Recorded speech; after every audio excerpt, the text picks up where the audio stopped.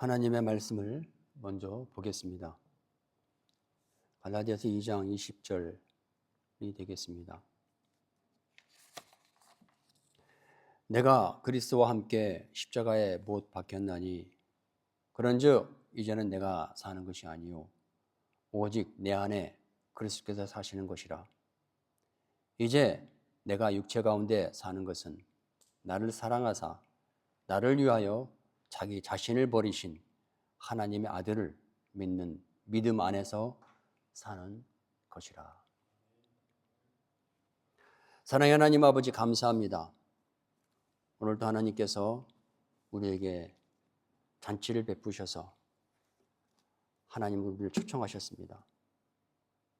하나님, 오늘도 말씀을 들으면서 우리의 구겨진 예복들이 깨끗해지고 말씀을 통하여 다시 한번 주님 앞에 결단하고 다시 주님 앞에 나아가는 그러한 시간이 되어지게 하여 주시옵소서. 주님, 오늘도 종을 붙잡아 주시고 입술에 나오는 한마디 한마디에 성령의 감동과 은혜와 능력으로 축복하여 주시옵소서. 예수님의 이름으로 기도합니다. 아멘. 주님이 지금 우리와 함께 하십니다.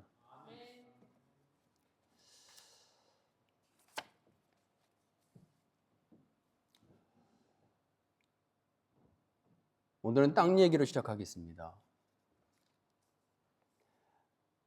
땅에다가 농부들이 씨앗을 심습니다. 그러면 그 땅은 농부가 심은 그 씨앗을 그대로 새싹이 되게 하여 새 생명을 내보냅니다. 세상으로. 그래서 그것을 보고서 우리는 지나가는 사람 같으면 그렇습니다. 누가 여기에 씨앗을 심었구나. 누가 여기에 콩을 심어놨네? 라고 우리는 말합니다. 왜냐하면 그 세상에 나온 그 새싹은, 그 콩은 누군가 그 씨앗을 땅에 심겨 놓았기 때문에 땅이 그것을 다시 새롭게 탄생시킨 것입니다.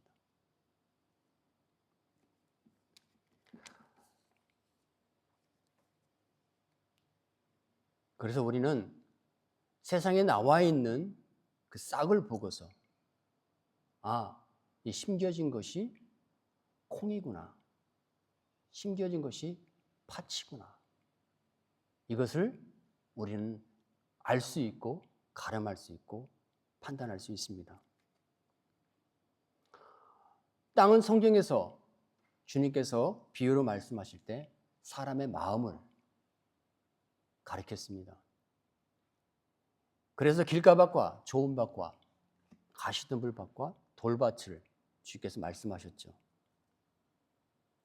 그래서 땅은 우리 사람의 마음을 말할 수 있는데, 표현을 상징적으로 나타나는데, 아까 땅의 비유처럼 우리 말씀을 드리면 우리 마음에 심겨진 그 씨앗을 마음은 다시 생산해 내게 된다는 거예요. 그래서 사람이 말을 하고 입으로는 말을 합니다. 그 입으로 하는 말이 그것이 어떤 말이 됐든지 간에 그것은 그 사람의 마음에 심겨진 믿음을 말하고 있습니다. 이것은 확실해요. 주님도 그래서 아담으로 죄를 지은 우리 인간이 입에서 나오는 그 말이 사람을 더럽게 한다고 그랬거든요.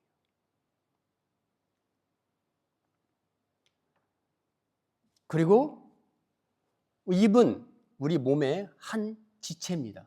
우리 몸의 한 지체예요. 한 파트입니다. 입으로 우리 마음에 이루어진, 심겨진 이 씨앗이 입으로 표현될 때는 말로 표현돼요.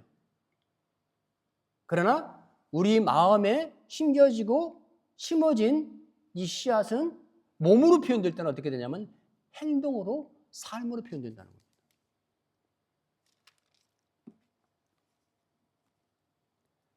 그래서 사람의 말과 행동과 삶의 모습은 뭘 가리키냐면 그 사람이 누구인가를 가리키죠. 내가 누구인가를 말해줍니다. 왜? 내가 그 속에 속해 있기 때문에 그런 말을 하는 거거든요. 사람은 마음에 있는 상태를 그대로 말을 하고 그대로 표현을 합니다. 그래서 우리가 말할 수 있는 것은 그래요. 크리스찬이 교인은 될 수가 있어요. 그러나 교인이라고 해서 크리스찬이라고 말할 수는 없다는 거예요. 동의하십니까? 교인은 크리스찬이라고 말할 수, 근데 크리스찬이면 반드시 교인은 될 수 있어요. 그러나 교인이라고 해서 크리스찬이라고 말하는 것은 조금 오해가 있을 수 있다는 거예요.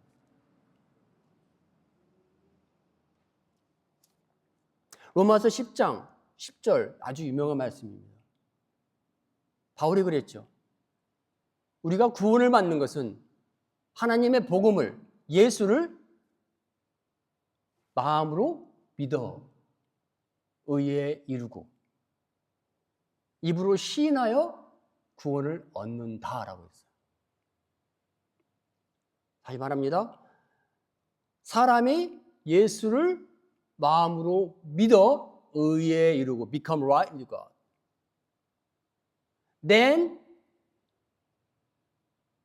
speak that Jesus is my Lord with our mouth, then our salvation is come true. 이 말을 하고 있어요. 이 말이 굉장히 중요한 말입니다. 여기서 사도 바울이 말합니다. 우리가 구원이라고 하는 것은 예수 그리스도를 복음을 믿고 예수를 영접합니다. 예수를 영접하는 순간 우리는 하나님과 의가 되는데 그것이 어떻게 되냐면 예수를 영접하는 순간 성령께서 우리 마음을 아시는 성령께서 마시는 하나님께서 우리 안에 성령이 함께 들어오십니다. 성령이 이제 우리의 더러워진 모든 마음, 죄성 있는 모든 마음들을 정화시킵니다. 깨끗하십니다. 죄로부터 우리를 해방시킵니다. 아멘. 이래서 우리는 하나님과 하나가 되는 거예요. 그 전에는 이사야서 59장에 말씀되어 있는 것처럼 죄가 하나님과 우리 사이를 가려서 하나님도 우리 안에 올 수 없고 우리도 하나님 앞에 갈 수 없어요. 죄의 벽에 막혀서. 예수 그리스도의 십자가에 죽으신 이것을 믿음으로 인하여 예수가 우리 안에 오십니다. 아멘. 예수가 오실 때 그 마음을 아시는 하나님, 우리 마음을 아셔요. 예수님이 우리 안에 들어왔는지 안 들어왔는지 아셔요. 그 아시는 하나님께서 우리에게 성령을 바로 예수님과 함께 영접하는 순간 우리 안에 들어오십니다. 그래서 우리는 하나님과 의가 이루어지는 거예요. 근데 사도 바울은 구원이라는 것이 여기서 끝나는 게 아니에요. 입으로 시인하여 구원을 이룬다는 것입니다. 이것은 과연 어떤 말일까요? 입, 여기서 입은 우리 몸의 신체의 한 파트 지체입니다. 사도 바울이 말하는 것은 우리 안에 이루어진 하나님의 의, 구원인 거예요. 하나님의 의, 이제 우리는 하나님과 하나가 됐어요. 아멘. 우리의 죄가 자유케 됐어요. 우리 죄로부터 자유케 됐어요. 사망 권세가 우리를 더 이상 우리를 엄습하거나 우리를 계속 옛날처럼 구속할 수 없어요. 우리는 거기서 완전히 해방이 됐어요. 이것이 의예요. 그래서 하나님께 이제 우리가 의가 이루어진 상태에서 이제 마음이 깨끗해진 상태에서 우리 입술은 뭘로 시인해요? 우리 마음에 되어진 깨끗함의 상태를 계속해서 시인하는 거죠. 아멘. 우리 입술로 계속해서 구원의 이루 깨끗하기 때문에 더러운 것이 나올 수가 없는 거예요. 사도 바울이 말한 바로 그거예요. 근데 여기서 입으로 시인한다고 사도 바울이 입이라는 단어를 썼어요. 이것을 몸의 한 부분이라고 말씀드렸죠. 이것을 우리 몸 전체로 생각을 해보십시다. 입이라고 하는 것은 몸의 한 지체로서 우리 마음을 표현할 때 말로써 입은 표현해요. 그것이 우리 육체를 통해서 나타난다면 행위를 통해서 삶의 모습을 통해서 나타나게 되는 거예요. 이해가십니까? 사도 바울이 로마서 10장 10절에서 말씀하신 바로 구원이라고 하는 것은 뭐냐면 우리가 입으로 예수를 영접하고 성령이 들어와서 우리 안에 의가 이루어진 이 지적 상태를 말하는 게 아니에요. 바울이 말한 구원을 얻는 단계는 어디냐면 입으로 시인될 때 구원이 이루어지는 거예요. 주님께서 말씀하셨습니다. 너희가 하나님의 말씀을 듣고 순종하지 않는 그것이 의로운 것이 아니라 하나님의 말씀을 듣고 순종할 때 그것이 의로운 것이라고 말합니다.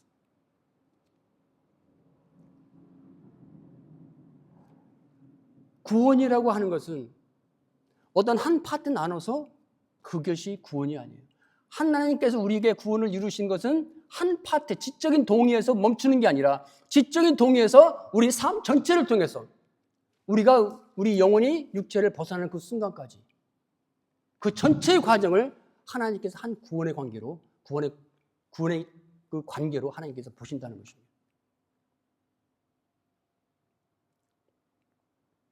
아브라함이 하나님의 약속을 받았습니다.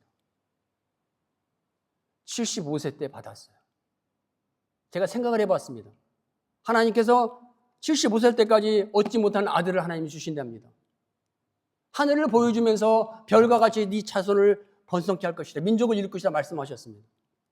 예, 하나님 감사합니다. 그런 일이 일어나겠죠. 하고 집으로 들어가서 방문 닫고 오늘 하나님이 말씀하셨대. 하나님이 나에게 큰 자손을 주신대.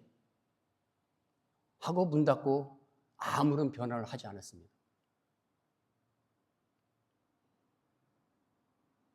그렇다면 어떤 일이 일어났을까요? 우리가 알고 있는 아브라함은 될 수가 없는 거예요. 아브라함이 하나님께 첫 번째 창세기 12장에서 말씀하신 그것은 뭡니까? 내가 너에게 이것을 하겠다 약속을 주시고 아브라함이 그것을 아멘 하고 받았어요. 이게 지적인 동의거든요. 근데 아브라함은 거기서 끝난 것이 아니라 당장 그 다음날 나귀를 갈고 안장을 치우고 짐을 싣고 아내와 종과 자기가 가지고 갈 수 있는 식구들을 이들을 데리고 광야로 떠났다는 사실이에요. 이것을 하나님께서 믿음이라고 보시는 거예요. 이것이 구원이라는 거예요.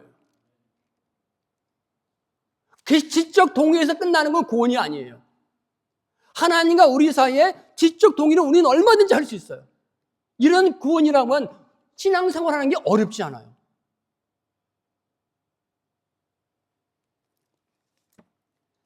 약속 시대를 바라보면서 정처 없는 나그네 삶을 계속 살아갑니다. 뭐 때문에? 하나님의 약속, 주어진 그 약속을 계속 잉태하면서 오늘도 내가 포기하고 싶어요. 그러나 아브라함 포기할 수 없어요. 왜? 아들을 얻어야 되니까. 아멘? 아들을 얻고 싶으니까. 그러려면 어떻게 돼요? 하나님의 말씀이 여기서 싹이 나야 돼요. 아멘? 그 싹이 나는 과정이, 잉태하는 과정이 그걸 신고 사막으로 나가서 직접 말씀으로 살아가는 거예요. 실패하죠. 아브라함이 아내를 2번 팔아먹었잖아요. 그런 인간을 볼 때마다 아브라함도 별 수 없었구나 라고 생각하는 거지만 저는 이걸 생각합니다. 아브라함의 아내를 팔아먹고 하나님께서 구원해 줬어요. 그 다음날 아브라함의 행동은 어땠을까요? 그 다음에 아브라함의 느낌은 어땠을까요? 아이고, 내가 죽일 짓을 했구나. 그 순간은 무서워서 살기 위해서 그랬지만 다시 하나님의 은혜를 체험하고 내가 그랬구나. 아마 간절히 회개했을 거예요. 그리고 다시 그래, 하나님이 맞았어. 하나님이 나타나셨잖아. 그러면서 다시 가고 다시 가고 다시 가고 이것을 자그마치 25년을 했어요. 바울이 로마서 10장에서 말한 것은 바로 그겁니다. 입으로 시인하여 구원이 얻어진다. 여러분, 구원은 우리가 취하는 게 아니에요. 내가 예수님을 구주로 입으로 고백하니까 구원을 받았다. 우리는 그렇게 말할 수 없는 거예요. 구원은 하나님께로 와요. 오직 믿음의 은혜로 와요. 아멘. 은혜로 얻어지는 거예요. 그분이 주시는 거예요. 이것이 은혜예요.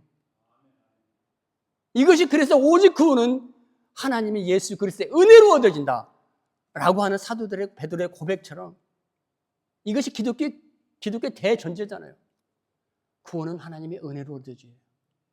그러나 그 은혜가 이루어지기까지 하나님이 우리에게 요구하시는 것은 계속 구원을 이루시는, 입으로 시인은 되어지는, 삶으로 시인되어지는, 보여지는 이것이 하나님은 보시는 거죠.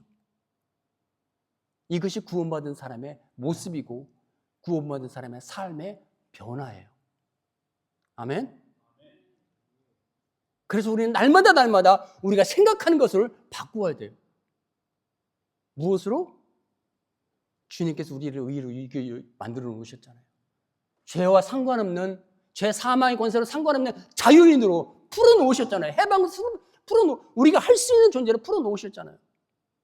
이것이 은혜인 거예요. 이것이 은혜인 거예요.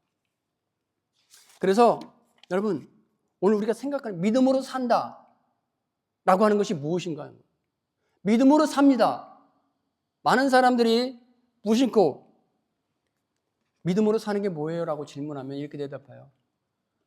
우리가 예수 믿고 예수님께 십자가에 죽으셔서 우리를 위해서 죄를 사하여 주셨어요. 그리고 나는 그걸 믿어요. 나는 예수를 구주로 시인해요. 그러니까 나는 구원받았어요. 이렇게 사는 거예요. 라고 말하는 사람이 많다는 거죠. 근데 어떻게 보면 맞는 것 같아요. 그래서 성경을 조금만 다시 읽고 바울이 왜 그런 말을 썼는지 잠깐만 묵상하고 생각해 보면 그게 아닌 걸로 연결이 돼요. 하나님이 보시는 것은 사람의 중심입니다. 아멘? 외모가 아닙니다. 하나님 분명히 말씀해요. 중심이 아니에요. 근데 우리는 그 말도 오해를 해요. 하나님의 중심을 안 보니까 외모는 괜찮다 라고 생각하는 경우가 너무 많아요. 그리고 우리 약하기 때문에 외모로 실수할 수 있다. 너무 간대하게 우리는 그렇게 말해요. 그러나 하나님이 중심을 보신다는 말은 더 무서운 말이에요. 하나님은 우리의 마음의 진짜 여부를 보신다는 거예요. 내 마음에 팥이 심겨졌으면 팥이 나와요. 콩이 심겨졌으면 콩밖에 안 나온다는 거예요. 너희가 외식하는 자들이라고 주께서 말씀하신 그들을 향해서 주님이 그렇게 말씀하신 것은 왜 너희 안에 팥이 심겨졌는데 콩이 나오냐는 거죠. 이 외식하는 자들. 주님께서 마태복음을 쭉 읽어보시면 그들의 행함을 지적하는 것 같습니다. 그러나 처음부터 끝까지 주님께서 말씀하신 것은 행함이 아니에요. 그들의 삶의 모습이 아니에요. 그들이 외식하고 있는 이 마음이 썩어부어떨어진 구더기가 가득한 그겁니다. 왜 믿음으로 살지 않니? 왜 너희가 그런 행동을 할 수밖에 없는 것은 네 마음에 거룩이 아니라 깨끗함이 아니라 구더기가 가득하기 때문에 그렇게 사는 것이라는 거죠. 아멘. 이것이 그래서 우리가 예수를 믿고 이제 입으로 시인했으니까 나는 구원받았습니다. 그게 입으로 시인한 것까지는 좋아요. 그러나 우리가 여기서 나는 구원받았다는 사람 속의 마음, 그 마음 속에 왜 그런 말을 하냐면 우리가 죽을 때 혼과 육이 분리돼서 하나님 품에 올라가는 그것을 사람들이 상상을 하거든요. 근데 우리가 이걸 알아야 돼요. 하나님과 의가 이루어질 때 언제 이루어지는 거야? 우리가 예수를 영접하는 순간. 바로 그 순간에 우리는 하나님과 하나가 돼요. 의가 이루어진 거예요. 구원이 이루어진 거예요. 아멘. 그 구원이 거기서 끝나는 게 아니라는 거예요. 계속 우리 전 삶을 거쳐서 진행되는 거예요.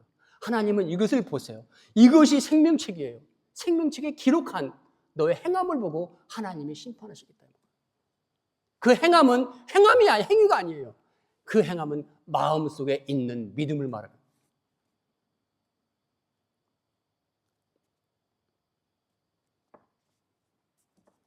그래서 믿음으로 산다라고 하는 것은 뭐냐면 우리가 예수를 영접하고 우리 안에 이루어진 의를 입으로는 말로 표현하고, 그래서 말로 살리고, 말로 심고, 말로 뿌리고, 말로 사랑하고, 격려하고, 이거죠. 죽이는 말이 나오겠습니까? 안 나오죠. 내 승질대로 나오겠습니까? 안 나오죠. 왜? 안에 의가 이루어졌거든요. 그리고 우리의 몸으로는 계속 이제 우리 안에 이루어진 하나님의 의령, 성령께서 하나님께서 우리 안에 살아계신 예수님께서 가르치신 말씀을 통해서, 아까도 우리가 교동문 읽었죠.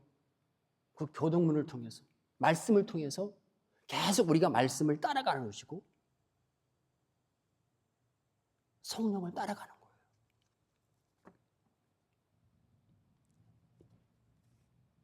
그래서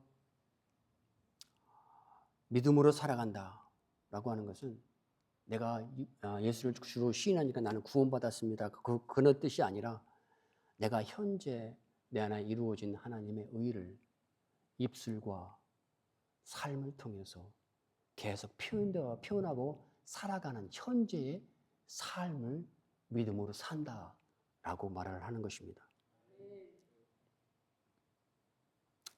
아까도 말씀 중에 계속 나왔지만 주님께서 십자가에 죽으신 이유가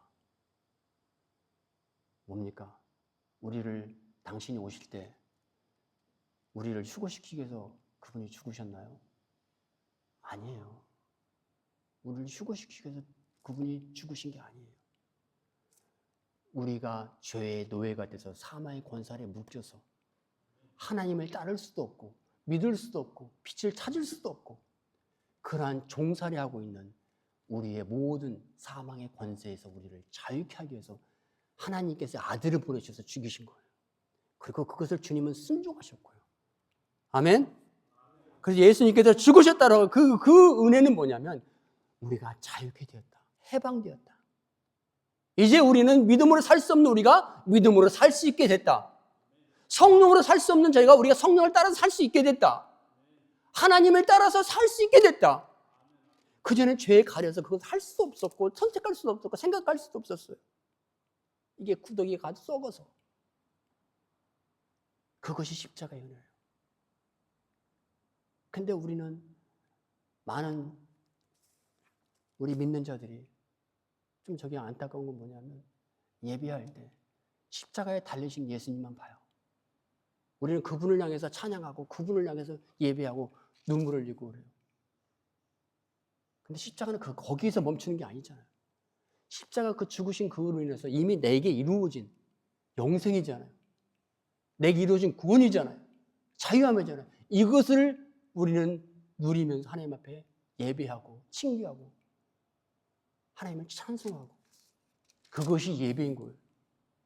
그것이 축제이고 하나님과 교통이 순간적으로 일어나고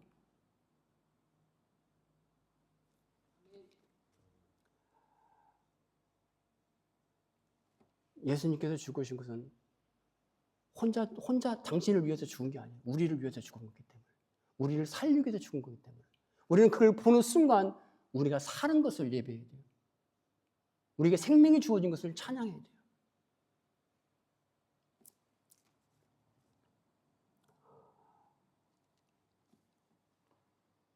일제 36년 동안 우리 대한민국이 식민지를 살았어요. 식민지를 살고 거의 한 7, 80년이 지금 지난 것 같습니다. 그때의 대한민국하고 오늘날의 대한민국은 비교할 수가 없죠.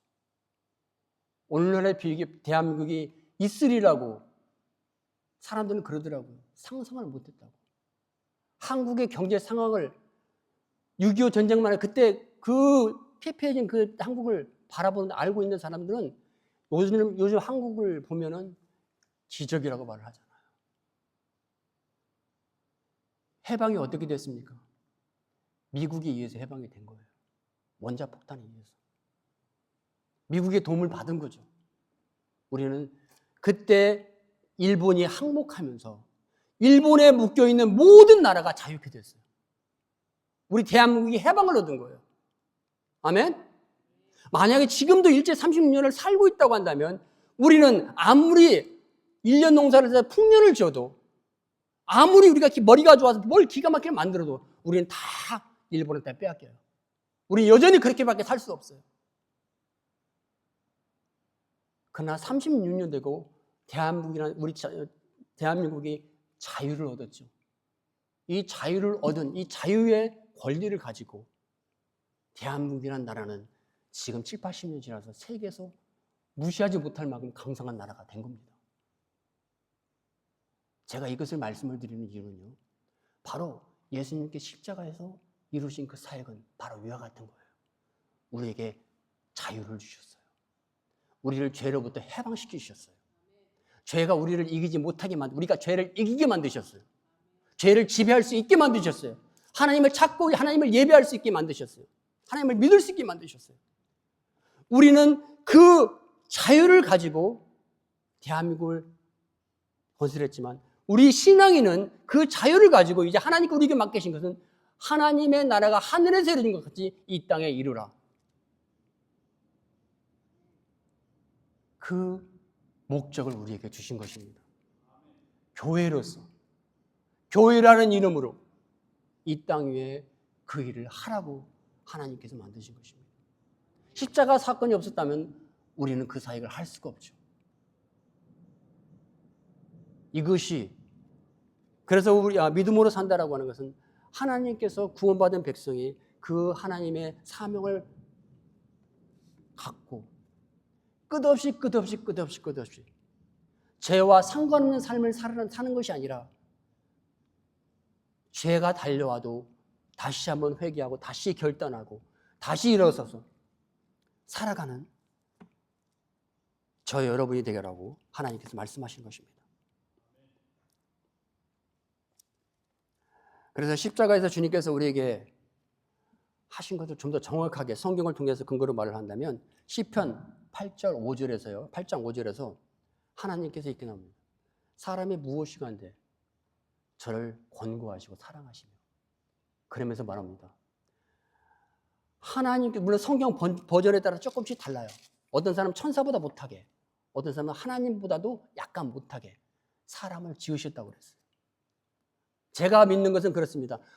사람은 하나님께서 지으셨는데 천사보다도 더 우월하게 지으셨어요. 저는 그걸 믿어요. 히브리서에 보면 천사는 부리는 영이라고 되어 있어요. 하나님께서 성경에 어디 천사를 향해서 너는 내 아들이라고 말했습니까? 그리고 어디 내 형상을 따라서 만들었다고 말했습니까?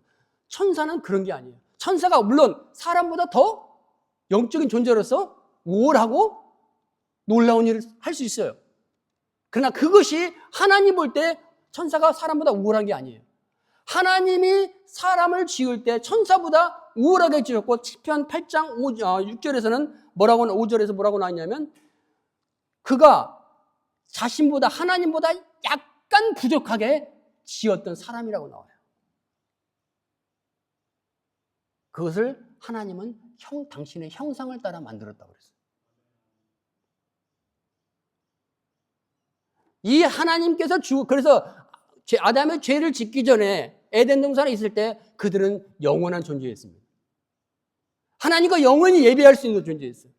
하나님으로 인해 기뻐하고 즐거워할 수 있는 존재였습니다. 그러나 그들이 죄를 짓고 난 다음에 그들 스스로 죄를 선택하고 죄 아래 권세에 들어감으로 말미암아 그들은 영원한 죽음에 갔죠.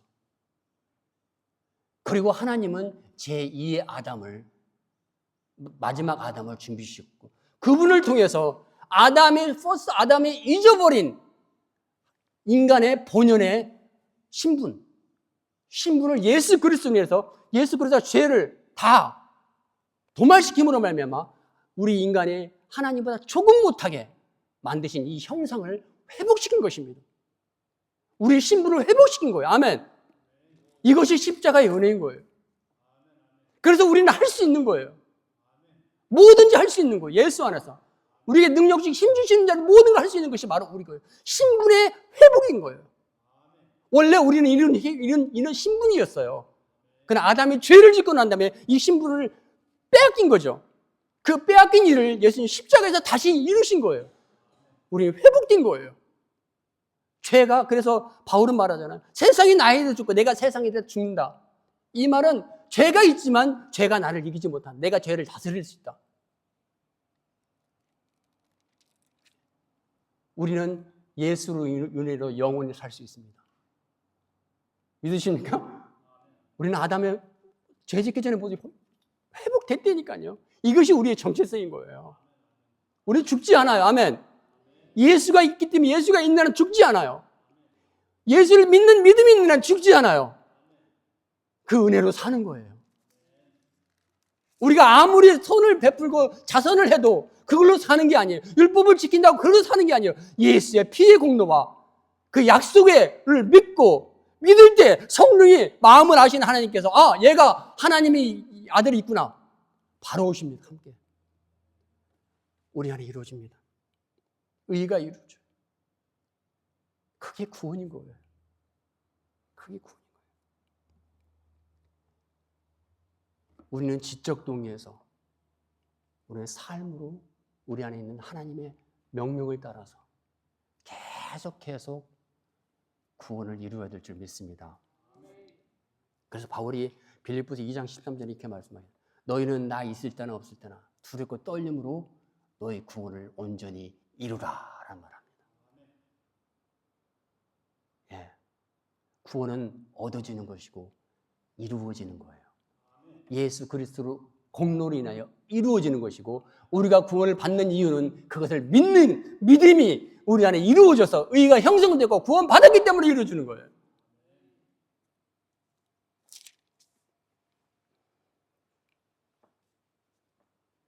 이제 우리는 믿음으로 살 수 있는 사람이 되었습니다.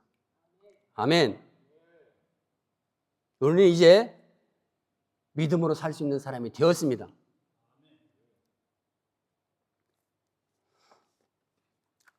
자, 그러나 우리가 주의할 게 우리가 죄로부터 영원히 해방되어 있느냐 하는 거죠. 죄로부터 영원히 해방됩니다. 여러분, 죄는 지금도 존재하고요. 마귀도 여전히 지금 존재합니다. 이 세상이 죄악 덩어리예요. 죄가 우리에게서 영원히 떠난 게 아니에요. 죄는 항상 우리 곁에 있고 우리를 엄습할 기회를 노리고 우리는 죄와 함께 살아요. 알곡이 가라지와 함께 사는 것처럼 죄가 우리와 함께 삽니다. 이 말은 무슨 말이냐면 우리는 아직도 죄로부터 구별됐지만 우리는 육체를 가지고 있기 때문에 아담의 죄성을 가지고 있는 이게 있기 때문에 이것 때문에 죄에 넘어질 수 있고 탐욕 때문에 넘어질 수 있고 우리는 언제든지 넘어질 가능성이 있는 사람이에요. 여기서 넘어진다는 것은 구원을 잃어본다는 그런 개념이 아니에요. 죄에 잠깐 넘어졌지만 우리가 다시 회개하고 하나님 앞에 나와서 하나님 앞에 다시 결단하고 매일매일 일어서서 다시 결단하고 하나님 인도해 주시옵소서, 하나님 도와주시옵소서, 말씀을 나에게 주시옵소서, 말씀이 나를 인도하여 주시옵소서, 성령께 나를 인도해 주시옵소서, 이런 삶을 살아가는 존재라는 것입니다.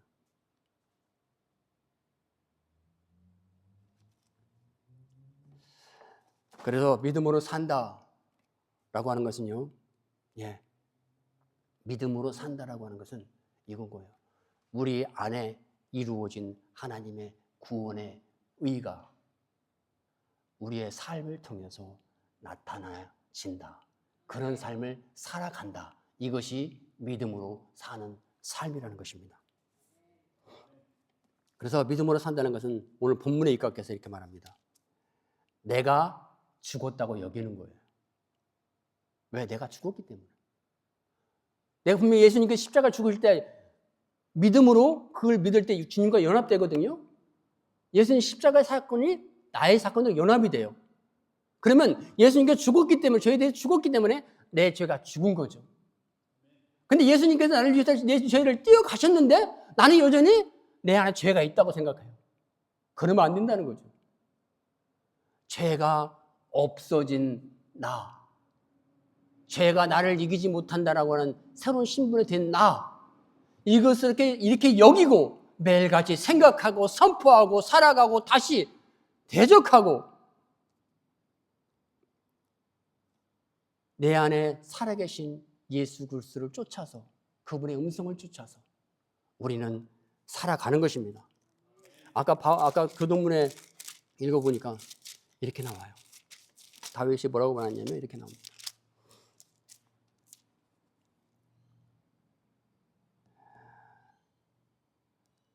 청년이 무엇으로 그 행실을 깨끗하게 하리까? 주의 말씀만 지킬 따름입니다. 내가 전심으로 주를 찾았사오니 주의 계명에서 떠나지 않게 하소서. 내가 주께 범죄하지 아니하려 하여 주의 말씀을 내 마음에 두었나이다. 묵상합니다. 생각합니다.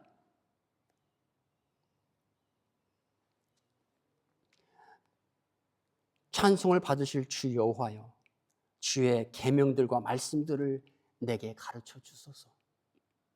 이게 신앙생활인 거예요. 이게 믿음의 생활인 거예요. 이게 크리스찬이 살아가는 거예요. 주의 윤리들을 즐거워하여 주의 말씀을 잊지 않겠습니다. 왜? 이것이 내 안에 살아계신 예수를 따라가는, 쫓아가는 삶입니다. 믿으십니까? 예. 아브라함이 10년이 지났어요. 10년이 지났는데 부자가 됐어요. 근데 창세기 15장 1절부터 보면요, 아브라함이 두려워했더라라는 말이 나옵니다. 좀 더 가까운 말은 근심하고 있었더라라는 말 같아요. 왜? 아들이 주어지지 않았거든요. 큰 재산은 벌어됐는데 아직도 아들이, 하나님이 약속한 그 아들이 없는 거예요. 고민하고 있었던 것 같아요. 근데 성경은 두려워하고 있다고 그래요. 근데 하나님께서 말하면 아브라함아 두려워하지 말아라, 그렇게 말하거든요. 그 말은 뭐예요? 아브라함이 근심 걱정을 넘어서 약간 미래에 대한 불확실과 두려움에 있었다는 거예요. 아브라함아 두려워하지 말아라. 고민하고 있는데, 그래서 아브라함이 뭐냐면 앞에 보더니 자기 종 엘리에셀을 자기 상속자로 삼는다고 말을 하잖아요. 그 말을 듣자마자 하나님께서 나타나요. 그러나 아브라함아 두려워하지 말아라. 내가 말한 말에 대해서 의심하지 말고 두려워하지 말아라. 내가 너에게 준 상속자는 네 몸에서 나온 씨앗이라 하나님 말씀하세요. 그러면서 다시 밖을 가져와서 하늘의 별을 보여줘요. 그리고 아브라함이 그것을 믿었더라, 성경은 나와요. 믿었더라. 그랬더니 하나님께서 이것을 의로 여기셨더라, 기뻐하셨더라 라고 나와요. 아브라함 분명히 생각으로 잠시 넘어졌어요. 10년 만에. 그러나 다시 하나님께서 계명을 리마인드 주셨어요. 약속을. 그러니까 그걸 다시 붙들은 거예요. 우리가 믿음 생활하면서요, 죄로부터 해방됐지만 죄에 잠깐 넘어질 수 있어요. 그러나 우리의 현재 우리는 누구냐면, 그것을 그전에는 빠지면 나올 수 없었지만 이제 얼마든지 나올 수 있는 존재가 됐어요. 예배를 통해서, 찬양을 통해서, 펠로십을 통해서. 아멘? 이것이 복음입니다. 이렇게 살면 우리가 번아웃 안 되겠죠. 제가 한국에 와서 어떤 목사님한테 그랬어요. 제가 한동안 기도 처음에 할 때 번아웃이 됐다고. 그랬더니 그분이 호통을 치더라고요. 뭐라고 하냐면 어떻게 번아웃이 되냐. 복음이 있는데 어떻게 번아웃이 될 수 있냐고. 그 말을 딱 들어봤는데 그 말이 맞는 거예요. 성경을 찾아보면 제자들이 진짜 제자 120의 예수님의 제자들이 복음 받고 변화된 다음에 번아웃된 사람 한 사람도 없더라는 얘기죠. 복음이 들어가니까 죽음까지도 살아서 들어가더라는 얘기죠. 아멘? 그래서 우리가 힘들고 어렵다고 생각하는 건 뭡니까?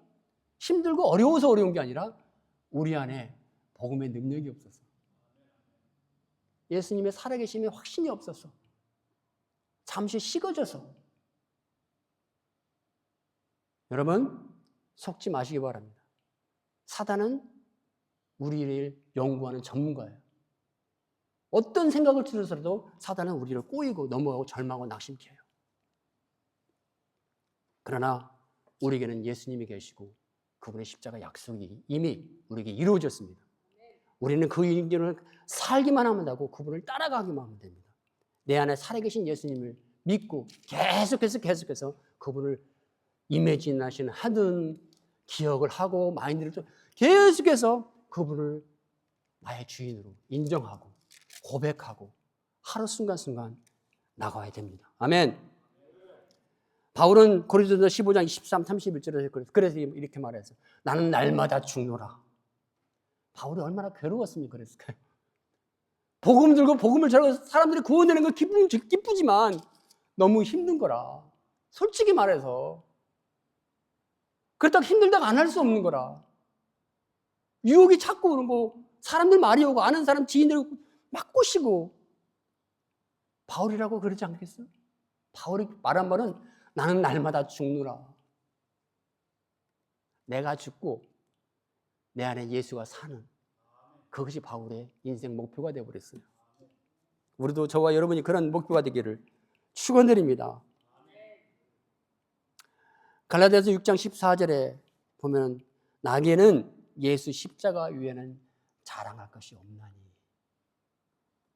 이는 세상이 나에 대해 죽고 내가 세상에 대해서 또한 그러하다. 이 말씀하신 것은 뭐냐면 예수님의 십자가를 바라보지 아니하면 세상을 이길 수 없는 거예요. 밀려오는 이 세상의 힘과 능력을 감당해낼 수가 없는 거예요. 내 속에서 일어나는 욕정과 정욕, 이것을 이겨낼 수 있는 방법이 없는 거예요. 바울은 사람마다 예수님의, 아마 제자들이 그랬을 거예요. 선생님 좀 쉬세요. 몸 좀 생각하셔야죠. 이렇게 말했을 때 바울은요, 내가 아는 바울은 그걸 거르고 저기 하고 무조건 갔습니다. 바울이 예루살렘을 갈 때 가기 전에 하나님께서 성령으로 많은 어려움이 있다고 그랬어요. 그걸 제자들이 만류했거든요. 가지 말라고. 바울이 뭐라고 했습니까? 나는 간다. 하나님께서 내게 맡긴 그 사역을 감당하는 것 위에는 나는 생각하지 않고 간다는 것입니다. 엄청나게 고생 많이 했죠. 예. 그래서 여러분, 믿음으로 사는 것은 내가 죽었다고 여기고 내 안에 사는 예수만 쫓아 살아가는 삶을 말합니다. 두 번째로 성령을 쫓아 살아가는 겁니다. 성령을 쫓아 살아가는 겁니다.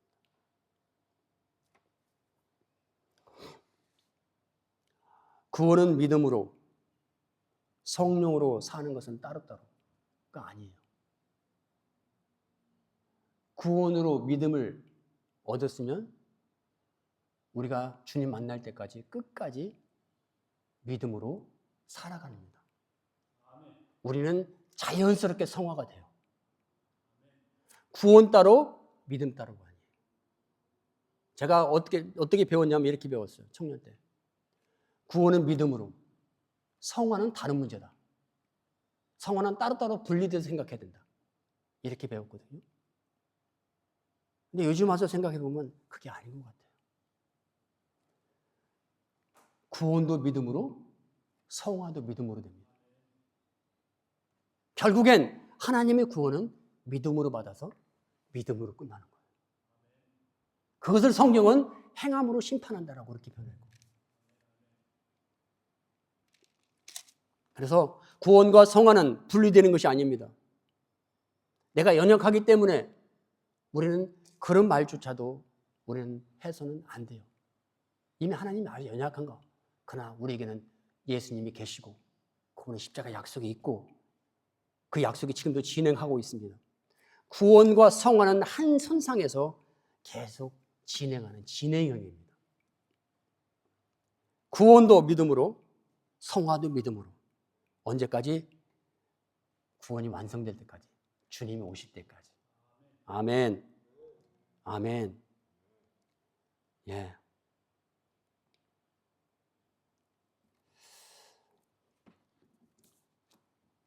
그래서 갈라디아서 5장 19절 21절까지는요. 바울이 이렇게 말합니다. 은혜를 우리가 갈라디아는 은혜의 성경이라고 말을 합니다. 오직 은혜로, 오직 은혜로. 근데 바울이 5장에서요. 육체의 육체의 일을 말을 하면서 각종 더러운 것들을 얘기합니다. 그러면서 이런 일을 행하는 자는 하나님의 나라를 유업으로 받지 못한다라는 말. 바울이 이런 말을 잘 안 하거든요. 바울은 원래 은혜에서에서 이런 말 안 하거든요. 이게 구약이라면 좀 이해가 가요.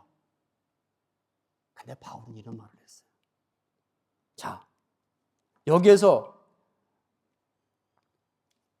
갈라디아서 5장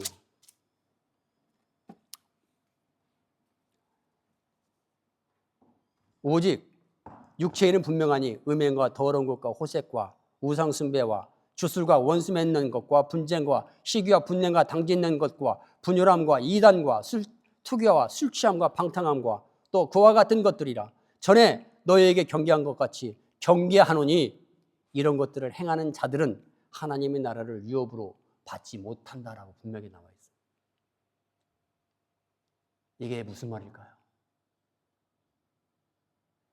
여기서 바울은요, 진짜 말하지만 사람의 행위를 말하고 있는 게 아니에요.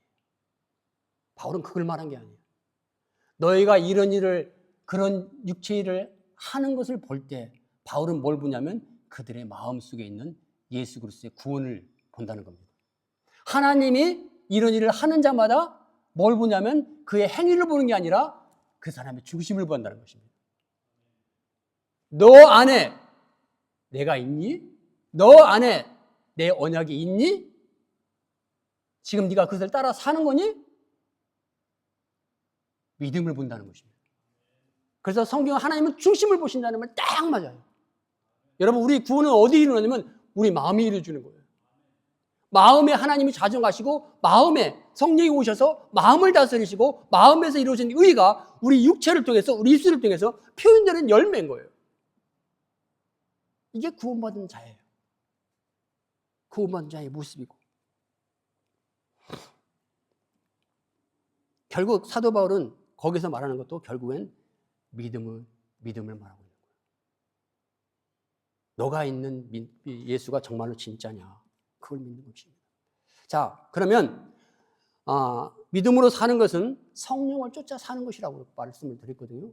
왜 성령을 쫓아 사는 것이냐? 성령을 쫓아 살아야 우리가 죄를 이길 수 있고 죄와 상관없는 삶을 살 수 있기 때문에 그렇습니다. 사람은 좌측 우측 동시에 만족해서 살 수 없다고 말씀하셨죠. 돈과 하나님을 동시에 섬길 수 없다고 말씀하셨죠. 한쪽밖에 속할 수 없는 것이 우리의 사람의 사실이에요. 사람은 그렇게밖에 살 수 없어요. 내가 왼쪽으로 가면 나는 오른쪽을 비워야 돼요. 오른쪽으로 가면 왼쪽을 비워야 돼요. 이것이 우리의 사실이, 우리의 현실의 모습이에요. 여러분, 육체의 일을 이기는 방법은요, 내가 죄 속에 들어가서 죄와 싸우면서 대적하면서, 물론 그렇게 할 수 있어요.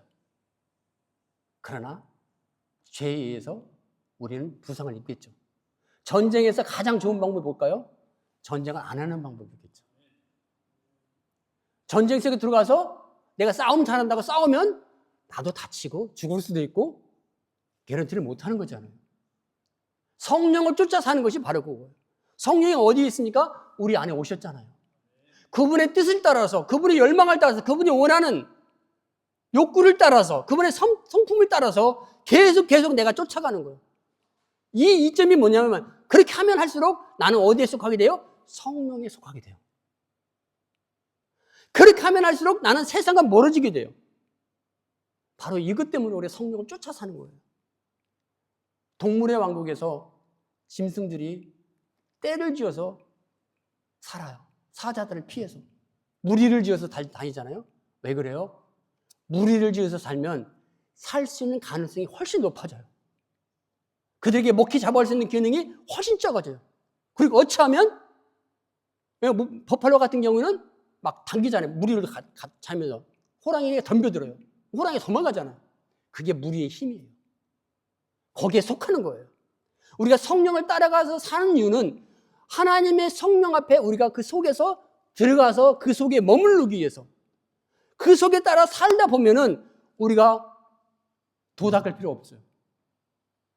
죄를 싸우기 위해서 큰 돌을 닦아서 깨달아서 이렇게 하는 게 아니에요. 이것은 기독교에서 하는 게 아니에요. 기독교에서는 하나님이 도 닦으신 분이면 하나님 한 분을 족하죠. 그분 한 분이면 족한 거예요. 우리는 그분 안에 들어가면 우리는 보호받는 거죠.